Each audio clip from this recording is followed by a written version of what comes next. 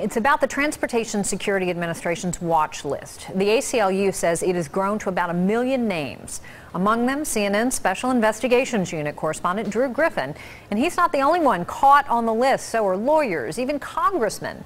While no government agency seems able to fix it, the TSA has decided to put more pressure on cash-strapped airlines, asking them to store passengers' dates of birth. But that's not all.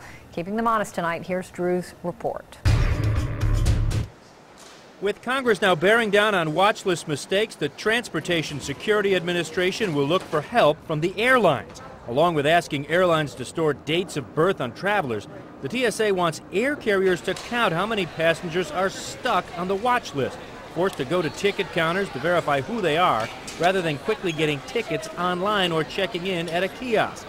That has been happening to Jim Robinson, who has been stopped every time he flies for the last 3 years, even though he's a former assistant attorney general. And to me, since CNN began airing reports critical of the TSA. You're on the watch list. The TSA insists I'm not on a watch list, even though just last week I was stopped again and told I was as I checked in for a flight to Detroit. The TSA also says it is actively exploring enforcement action against air carriers who inaccurately tell passengers they are watch listed. You are on the watch list. A watch list?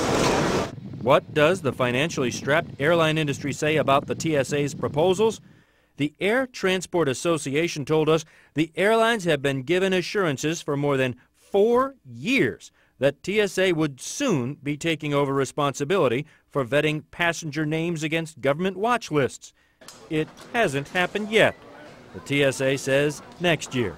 So the airlines are waiting, but Congress may not. Congresswoman Sheila Jackson Lee has written a letter to Homeland Security Secretary Michael Chertoff demanding solutions. She says 32,000 people have written to Homeland Security demanding to get off the list they are apparently mistakenly on. I want the burden of clearing this up to be on the agencies that are the holders of the responsibility: the Department of Homeland Security, the Secretary of the Department, and the Attorney General of the United States of America. Along with clearing up the list, Congresswoman Jackson Lee wants to know how some people got on it in the first place. Frankly, I also want to know why you curiously wound up on a list after you did an investigation that asked questions about the United States Air Marshals. If this is just a case of mistaken identity, we have asked the FBI if CNN's audience can help catch the real terrorist.